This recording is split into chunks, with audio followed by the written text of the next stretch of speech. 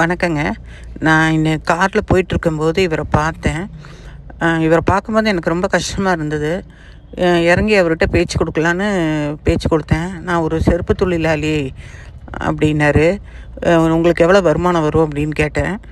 எங்கேங்க ஒரு நாளைக்கு வந்தால் தான், இல்லைன்னா அதுவும் இல்லை அப்படின்னாரு. சாப்பிட்டீங்களாண்ணே? இன்னும் சாப்பிடல, பசிக்குதுன்னாரு.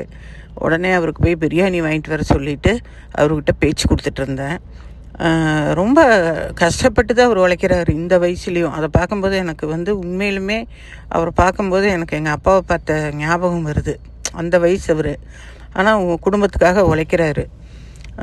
அப்புறம் பிரியாணி வாங்கிட்டு வந்து அவருக்கு கொடுத்துக்கிட்டு ஒரு கைலி எப்போவுமே நான் ஸ்டாக் வச்சுருப்பேனுங்க வண்டியில், அதையும் கொடுத்துட்டு அவர்கிட்ட, இன்னும் உங்களுக்கு ஏதாவது தேவைன்னா சொல்லுங்கள், நான் இங்கே தானே இருப்பீங்க, நான் பார்த்து உங்களுக்கு தேவையானதை வாங்கி கொடுக்குறேன்னு அவர்கிட்ட பேசிவிட்டு ஆறுதல் சொல்லிட்டு வந்தேன். அவருக்கு அவ்வளோ ஒரு சந்தோஷம். அவரும் என்கிட்ட பேசிவிட்டு, உங்களை பார்க்குறக்கு எனக்கு ரொம்ப சந்தோஷமாக இருக்குது, யாரும் என்னை இந்த மாதிரி எதையும் கொடுத்து பார்த்ததில்ல, நீங்கள் நீங்களாக என்னை பார்த்து இது மாதிரி கொடுத்தது எனக்கு ரொம்ப மகிழ்ச்சியாக இருக்குது அப்படின்னாரு.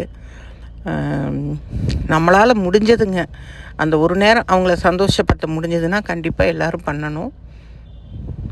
நன்றிங்க.